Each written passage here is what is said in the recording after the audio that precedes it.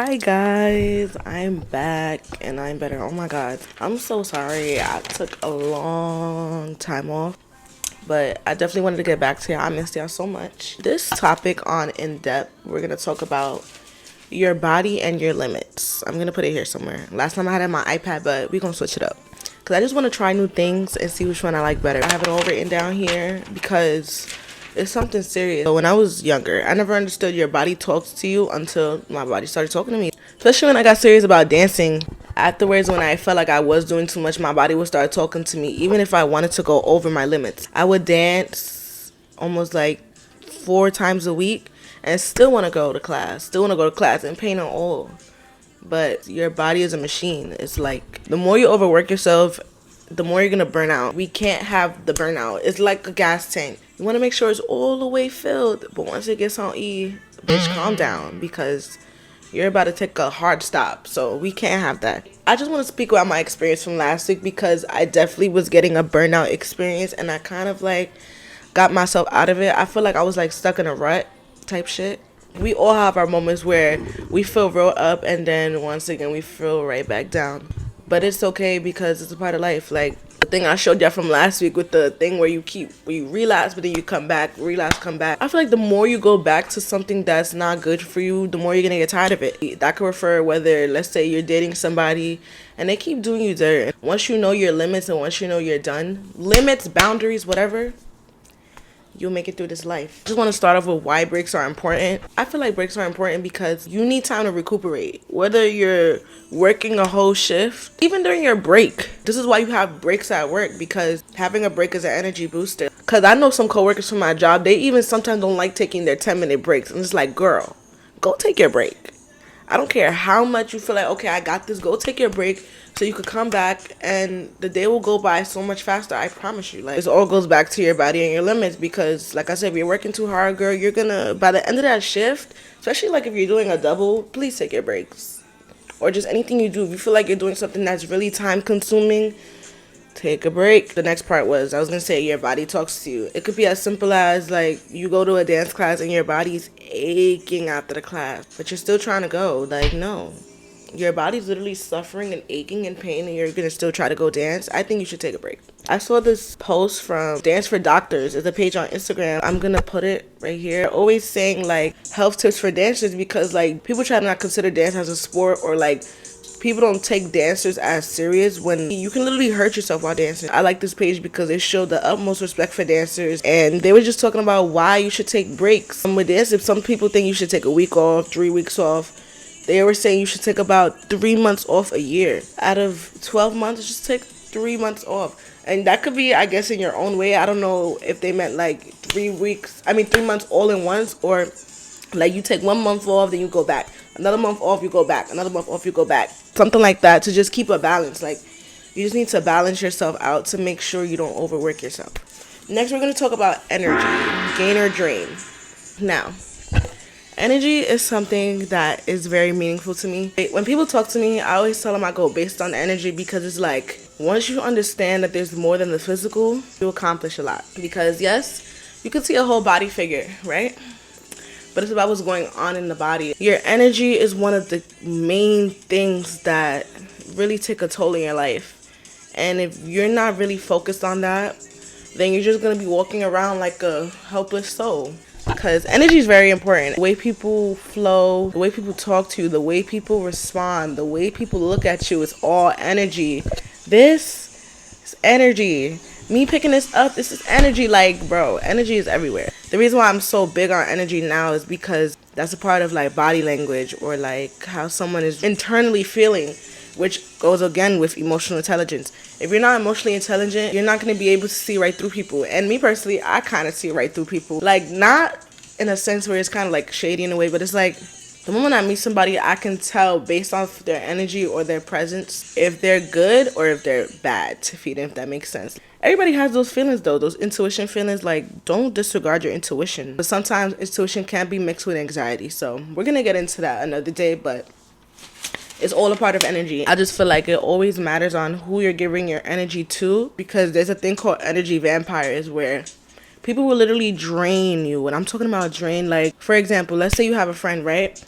What she does is call you, or he, or all they do is call you when they have drama in their life and they just want to vent to you about their drama but not listen to you about anything that you're going through. And then once they tell you about their life or what they're going through, then that's it. They end the convo. That's it. They literally just drained your energy, and you'll realize you start to feel tired after dealing with certain people. Like, after this video, I want you guys to take a really good look on people around you, and how is your energy once you're done dealing with the person? Are you more uplifted? Are you more tired and feeling drained? Are you sad or mad? It's like you pick up on people's energy. I say all of this because it all goes back to your body and your limit and your boundaries. Like, you only let people in but so much, or you only take but so much, and that's why you have to know your boundaries and how much you can take. Because if not, if you let people take your energy, that's it. They're going to take advantage of you, and you're going to be tired. You're going to be holding burdens for other people that you don't need to be holding on to. As a collective, let's all practice self-love. Prioritize yourself. All those feelings or all that energy, all that time you want to listen to these people talk about themselves, or, you know, be there for somebody, be there for yourself first before you're there for anybody else. Because how are you going to be there to listen to other people if you're not listening to your own needs? You feel me? Just why it goes back to, you know, like I said, your body and your limits. And your body can't take too much, whether that's negative energy or too much dancing or you're working too hard, your body's sore. Once your body's like, okay, bitch, I'm done, you have to listen to it. I want to talk about healthy ways to, like, keep on track. Because I need to follow these too. I'm not even going to lie. Like, because I'm not trying to be a hypocrite or anything. I'm still a work in progress. And it's like, I still have my days too, where I'm second guessing if I want to get up and go to school. But then I'll get up and get there. There's some days I won't make it. I'm not going to lie. But then I come to realization what I am doing this for. And it's for myself. Like, you're your own worst enemy. You can't stop your grind because of how others make you feel. Or let's say you had an argument with somebody, your friend, boyfriend, whatever. And then now you're rethinking your whole life and how you want to get back at them. The best revenge is no revenge, baby. That's it. You start to realize when you are focusing more on yourself, things start to prosper for you. For example, girls be mad because guys don't text them back. Da da da. You're sitting there waiting for the text. If you're gonna sit there and wait for the text, it's not gonna come, baby. Keep yourself busy. Put yourself first before you put this boy first. Because if you sit there and wait for that text, it's never gonna come through. But notice, when you do start doing your thing and you busy and stuff like that, that's where everybody wanna hit you up. The boy want to text you back. So, therefore, regardless, put yourself first. So, the first thing on my list is make a list to do. Now, I'm going to give this to my girl from work. And one day I saw her making a list. And when I tell you the list was like all over, but it was organized, like, that shit had me weak. But it definitely helped her. And it kind of inspired me a little bit to start making some lists. I've been making lists to do lately. Like, I'll make like a little schedule like this. I've been trying this lately of making a schedule of my day. It's a hit or miss. Some days I follow through, and then there's some days where I'm like, all right, I don't need a plan. I got this. I don't feel like everything needs to be planned in life because, you know, your life is already planned by God. But if you can't control certain things that you can, then do that. But if there's things that's beyond your control, don't try to control it. You feel me? A list has definitely been helping because I've been feeling like sometimes I'm so scattered that I don't know what to do next. I don't know where to start, where to go. So a list definitely helps me keep my mind more settled and relaxed. But yeah, definitely try making a list if you feel like you're all over the place. It definitely helps a person like me. And it might help you too. Next is follow a routine / keep a schedule, which is the same thing as make a list to do. The thing is with a list to do, that could probably just be like throughout the week. If you're doing like a routine or a schedule, like I did with this, time yourself, or like fill up your calendar and your calendar will remind you. Apple is very useful with their materials because let's go to my calendar. This is my calendar of life. It's just filled with my classes I have to take, my shifts from work, and things I have to do. It keeps me relaxed because I do have a lot going on, and it's like sometimes I really can't keep track of what I'm doing next, or I'll miss something else. For the past 2 months, I have been keeping up with my calendar, and this really has been helping me. So definitely keep a schedule, fill up your calendar, something. Next is hydration. Drinking a lot of water, making sure you're just hydrated. You don't want to overhydrate yourself though. Either way, hydration definitely is a key. Sleep is definitely a key. I need to follow that because I don't know. I'm gonna definitely do a topic about sleep and insomnia or whatever, because yes, we need our sleep, but sometimes it's hard and it feels like time is an illusion. We definitely gonna get into that, but because I'm trying to develop some topics, so definitely sleep is definitely a topic on my thing. I definitely need to start getting more sleep though, so I'm trying to develop a sleep schedule. The more sleep you get, the more you're ready to do more. Next is be accountable. Acknowledge what you're doing. Acknowledge that you're not doing what you're supposed to do. Acknowledge that you're half-assing. Acknowledge that you know you can do more.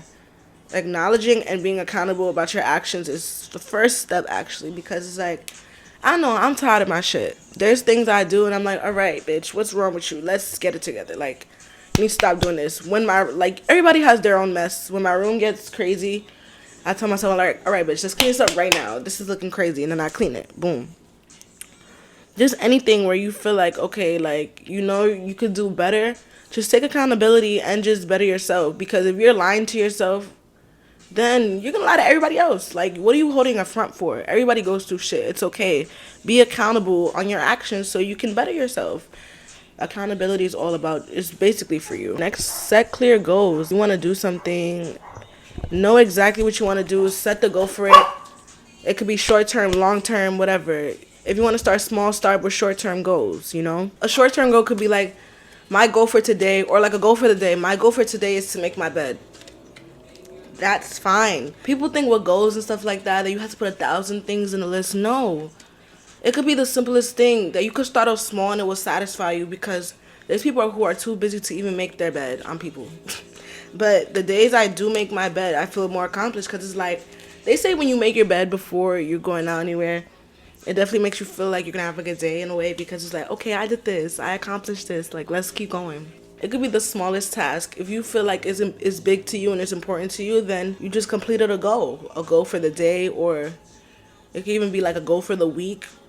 Just, you know, pace yourself. Everybody's always so hard on themselves, and I even speak for myself, so I'm a part of that, everybody. But it's like, we just need to come to an understanding that it's okay. We're not perfect. We have to pace ourselves and our timing. Everybody has their own journey. I do, you do, you do, you do. All y'all watching, we all have our own journey and our own timing. So it's like, we got to stop trying to compare ourselves to others. Why didn't I have this yet? Why does she have that?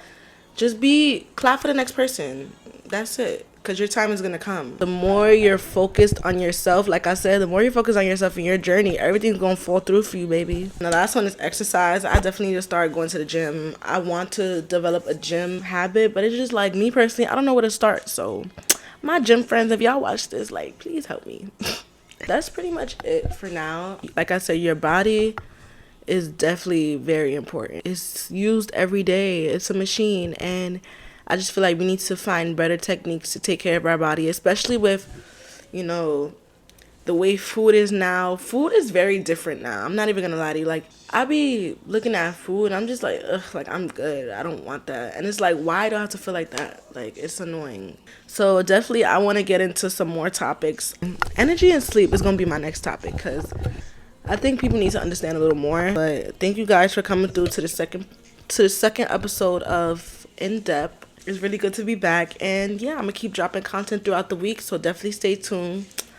These are all my tags. Like, comment, subscribe, do all that good stuff, and yeah, guys, I will see y'all. Bye.